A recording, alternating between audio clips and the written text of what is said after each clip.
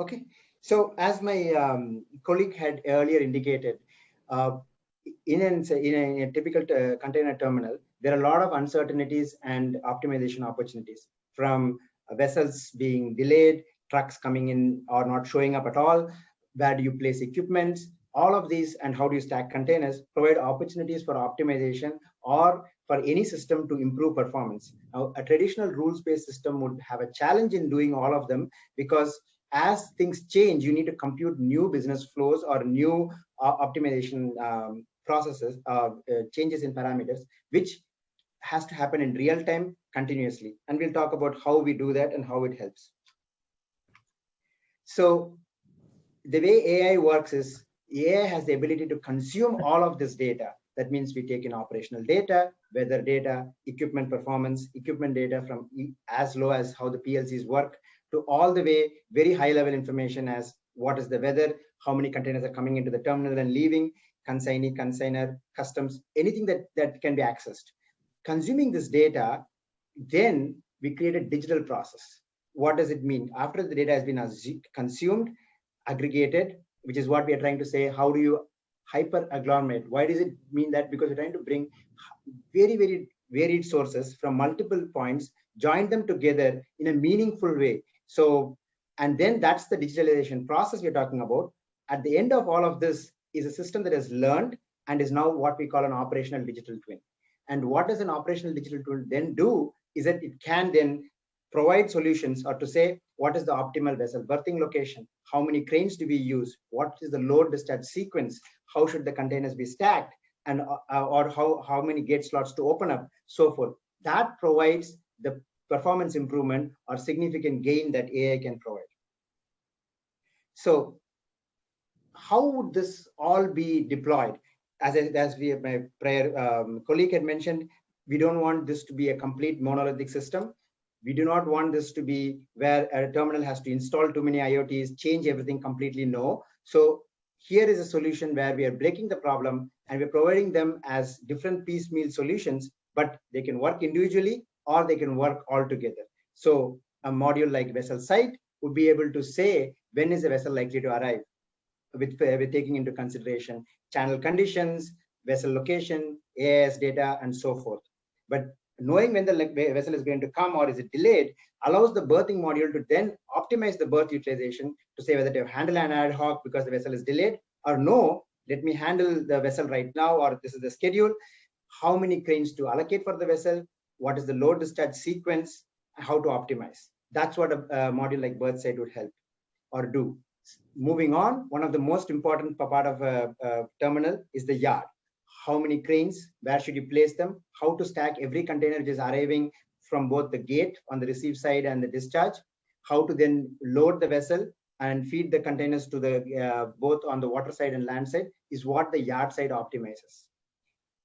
Moving on, a module like equipment site predicts when an equipment is likely to fail, when does it need service, how to do it optimally. That means you want to do servicing when the terminal is not busy. So it's trying to optimize the whole thing in a consistent fashion. That is, it is not trying to optimize only one dimension. We're trying to do it in multi-dimensional optimization where the equipment is serviced at the right time so that we are not wasting resources of the terminal.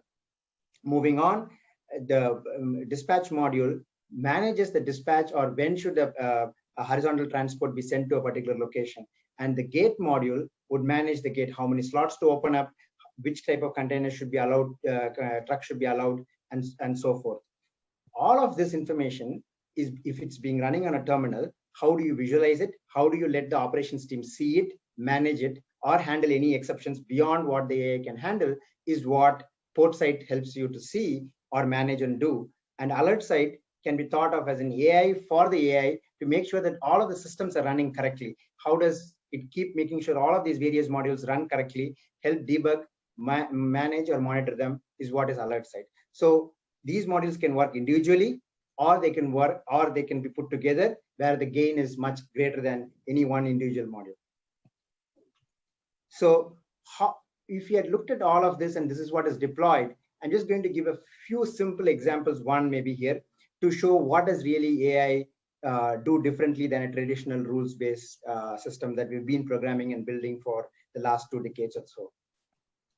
Is that if this is a front view of a block in an RTG terminal where the RTG location is marked over base 7, and if that is where the container is being placed, the last container operation is happening. It discharged, it basically delivered a few containers, and then it's placing containers from a discharge sequence. And if it finished the last operation there and the container shown in stripes is being placed, then the RTG has to move. Now, it can, typical traditional systems would look at travel the shortest distance, find the next place that I can move in. There could be any set of rules which can be weighed and prioritized, but it will do that operation. So most likely the RTG would move to bay 9 to place the container. But then if you were to look at that, it may not be the most optimal solution. If we knew there was going to be a deliver at bay 2, then it might be better to start moving towards bay 2, which in this case means bay 4 would be a more optimal solution, even though it's a longer distance, because in the long term, that is over the next 1 hour, I'm going to gain by having traveled to bay 4, because even though I lost right now, for the next move, I lose 2 minutes or 1 minute, or depending on how far I'm moving. In this case, I might lose 15 seconds. But then if I lost 15 to 30 seconds, but I gained more than a minute later, then the AI has done its job of computing, looking ahead, and optimizing and gaining performance. Because if I moved back, I would have lost 30 plus 30 seconds to go back and forth. That means I would travel from 7 to 9 and then back this way. So that is a simplistic view. Now, if there were 4 delivers on bay 10 and they were coming sooner, then bay 9 might be better because they're delivers on bay 10. But that should give you an idea of how AI is looking ahead, optimizing, and gaining performance, which is what our colleague also had said. AI looks at the longer term solution and is finding optimality, which is why it is able to do better optimization than any of the traditional rules-based systems which look at point solutions.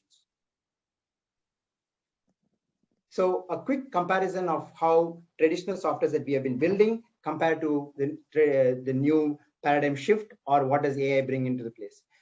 Traditionally, systems are not very dynamic, and if you wanted to change them, you have to change configurations, which are not easy. It takes weeks or months. Whereas AI systems are dynamic, they are constantly learning. So you have to pre-program rules, how you want to handle it. Here you let the system learn the characteristics of the operations of the terminal. How long does it take for me to drive from point A to point B? What are the costs of moving equipment? It's not programmed. Heuristics values are not filled in, like we don't fill in by based on machine specification or by what terminal operators might heuristically guess, but these are learned. Then we don't, the traditional systems will have to be optimized by trying out different combinations because some parameters counteract each other. Here, the AI runs through all of those optimization combinations, self-optimizes constantly, and is always moving forward and looking forward and saying, okay, this truck didn't show up, this RTG failed, what do I do? Or this AAC is not working or is slower today for whatever reason. It would constantly make changes, create the optimal solution and move it forward. So it's highly adapted and optimizing for the next set of containers coming in constantly at a speed. So you can think of AI as taking all the expertise that we have, but running it at a machine scale. So take hundreds of people's of expertise, putting all of them together, working the solution simultaneously and doing it at machine scale and speed. So if we are to bring in all of the system, and as we had said before, we are not looking to change the working process. What does this mean? How would this get deployed at a terminal? We are not asking the terminal to go ahead and change or buy huge sets of massive servers. So zero capital expenditure. We are not asking terminals to go ahead and change, or AI vendor should ask the terminal to change instead of have 10, 15 people to be added to the team to do customs engineering or expansion of the team, change their workflow dramatically. No, we don't want to do any of them. The solutions should be deployed and bought as a service. So similar to how today, instead of how Spotify works, we used to buy CDs, buy a player for it, and then play and listen to music. Instead of that, today we just have a subscription account is what the AI solution should be. You subscribe to an AI solution, you don't spend on capital expenditure, you don't build teams, nor do we change business workflows, but then you see the results and you use the results because they're helping optimize the terminal operations. That would be how we see the AI changing practically the terminal in the next year or two. With that, let me pause and then thank you, Steve, and thank you, Transport Events, for having me.